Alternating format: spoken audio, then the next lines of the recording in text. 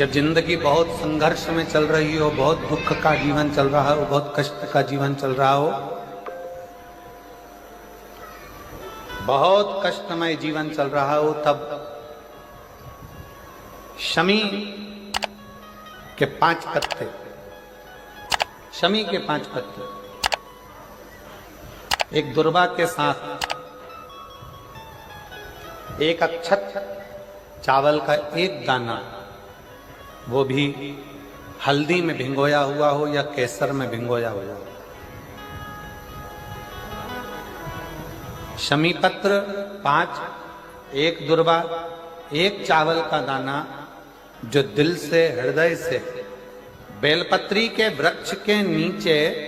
पार्थिव लिंग का निर्माण कर कर मट्टी का शिवलिंग बनाकर प्रदोष काल में, मतलब शाम के समय पर शिवलिंग बनाकर उस पे जल चढ़ाकर, जो ये 5 शमी का पत्र, एक दुर्वा और एक चावल का दाना, अपनी कामना कर कर जो दुख चल रहा है बाबा से विनय कर कर एक एक पत्ता जब समर्पित कर दे, फिर एक दुर्वा समर्पित कर दे, फिर एक चावल का दाना समर्पित कर दे और बाबा का वहीं पर पुनः विसर्जन कर दे, 3 महीना तो जाने दो, 15 दिन के अंदर वो दुख कटता जरूर है, चाहे कोई भी दुख, किसी भी तरह का दुख क्यों नहीं। एक बेलपत्र के वृक्ष की परिक्रमा करने वाले को हजारों अश्वमेध यज्ञ का फल प्राप्त हो जाता है, हजारों अश्वमेध यज्ञ का फल प्राप्त हो जाता है। उसी तरह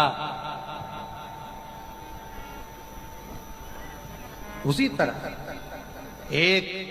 पार्थिव लिंग का निर्माण करने वाले को, मिट्टी का शिवलिंग का निर्माण कर कर पूजन करने वालों को 12 ज्योतिर्लिंग के शिवलिंग के दर्शन का पुण्य फल प्राप्त। बहुत ध्यान लगाकर सुनिएगा। एक बेलपत्री और उस बेलपत्री में एक चंदन की बिंदी और एक अक्षत का दाना मात्र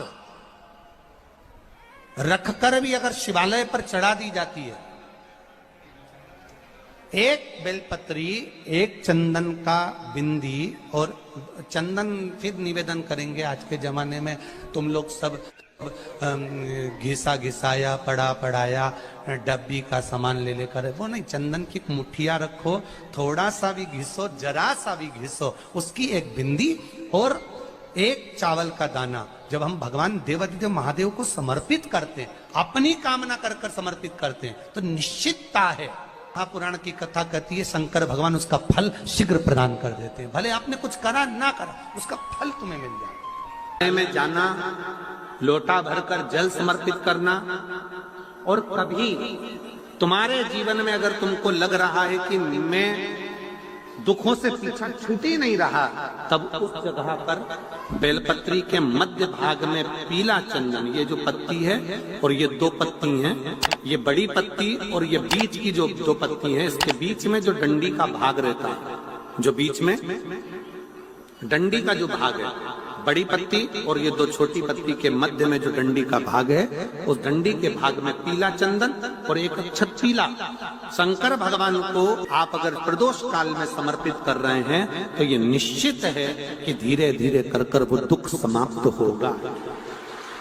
वो दुख कटेगा ही। प्रगत वर्णन किया गया शंकर भगवान की आराधना में, शिव की आराधना में, जब तुम्हें लगता है कि तुम्हारा व्यापार नहीं चल रहा, कोई तुम्हें धोखा दे रहा है, लक्ष्मी नहीं आ रही, बहुत चिंता में पड़े हुए हो, बहुत टेंशन में जिंदगी चल रही है, बहुत बीमारियां तुमको घेर ली है और चारों तरफ अंधेरा ही अंधेरा नजर आ रहा है, तुमने विचार करा अब मैं तो मर जाऊं तो अच्छा, मैं सुसाइड कर लूं तो अच्छा, मैं मर जाऊं तो अच्छा, तो मरने से पहले एक काम कर कर देखना, शंकर भगवान की आराधना कर कर देखना, शिव पर एक लोटा जल चढ़ा कर देखना, और ज्यादा चिंता, ज्यादा टेंशन हो तो बेलपत्री के जड़ को घिसकर उसका चंदन बनाकर शंकर को लेपन कर कर उसकी भी आराधना कर कर देखना कि बेल चंदन का फल क्या। बेलपत्र, एक बेल, ये कोई साधारण नहीं, एक बेलपत्र एक बेल, ये कोई साधारण नहीं, एक बेल। इसकी नीचे की डंडी से लेकर ये दो पत्तियां जहां लगी हैं और दो पत्ती से लेकर ये बीच की जो पत्ती है उसमें जो गेप है, उसमें जो जगह है, दिख रही है आपको? ये दो पत्ती से लेकर बीच की पत्ती के बीच में जो जगह खाली रहती है, 33 कोटि देवी देवताओं विराजमान रहते हैं इस बीच की जगह में। जब शिव जी को चढ़ाया जाता है तब इस पत्ती के बीच की जगह शंकर के शिवलिंग पर रखा जाता है, तो शिव जी इतने प्रसन्न होते हैं कि मेरी स्तुति करने के लिए ये भक्त 33 कोटि देवताओं को लेकर आया है, मेरी स्तुति करने के लिए। लोग चावल लाए, लोग अंबारियां लाए, धन लाए, दौलत लाए, संपदा लाए, पर एक शंकर का भक्त ऐसा होता है जो एक बेलपत्री के रूप में 33 कोटि देवताओं को, 64 योगिनियों को, आदि शक्तियों को शंकर को समर्पित करता है। कितना सुंदर संवाद है, कितना सुंदर बात कही कि भूल से भी किसी तीर्थ में नहीं गए, कहीं हमने गौदान नहीं करा, कहीं हम किसी तीर्थ में नहीं गए, हमने कहीं गौदान नहीं करा, हमने कहीं ब्राह्मण भोजन नहीं कराया, हम कहीं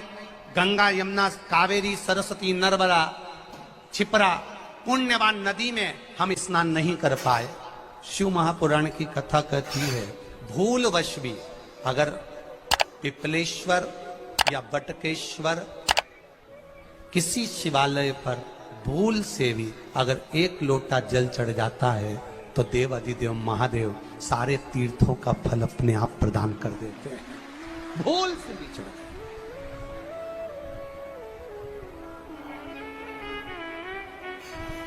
एकांतेश्वर महादेव किसी तीर्थ में नहीं गए, कहीं हमने गौदान नहीं करा, कहीं हम किसी तीर्थ में नहीं गए, हमने कहीं गौदान नहीं करा, हमने कहीं ब्राह्मण भोजन नहीं कराया, हम कहीं गंगा यमुना कावेरी सरस्वती नर्मदा छिपरा पुण्यवान नदी में हम स्नान नहीं कर पाए। शिव महापुराण की कथा कहती है भूलवश भी अगर पिपलेश्वर या बटकेश्वर किसी शिवालय पर भूल से भी अगर एक लोटा जल चढ़ जाता है तो देव अधिदेव महादेव सारे तीर्थों का फल अपने आप प्रदान कर देते हैं। भूल से भी चढ़,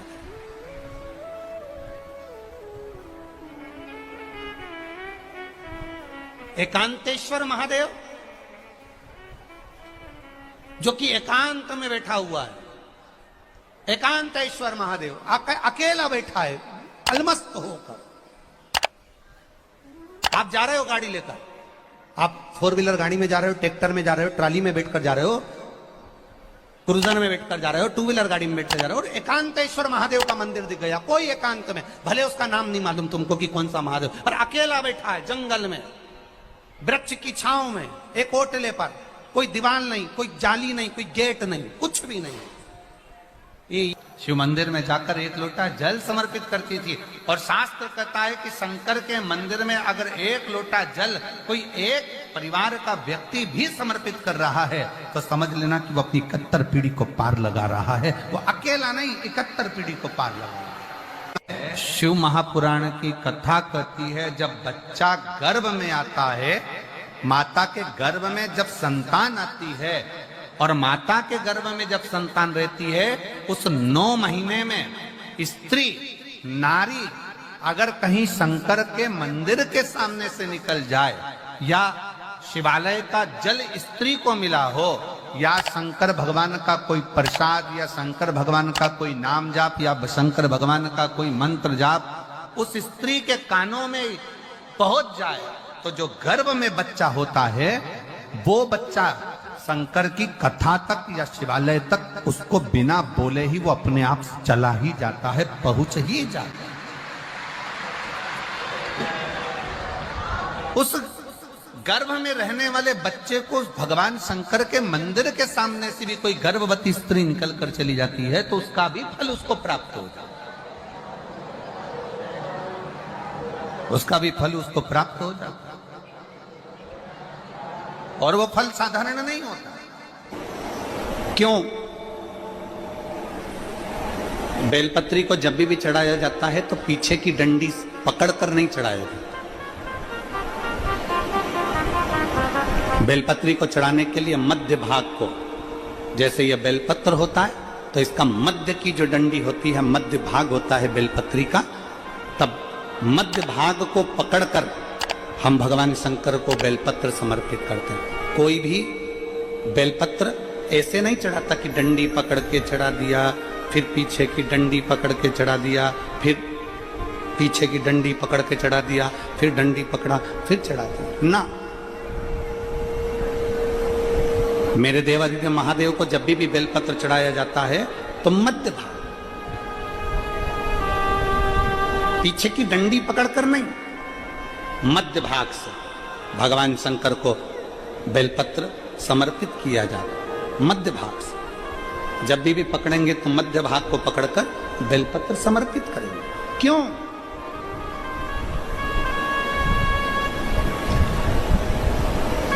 क्योंकि हमने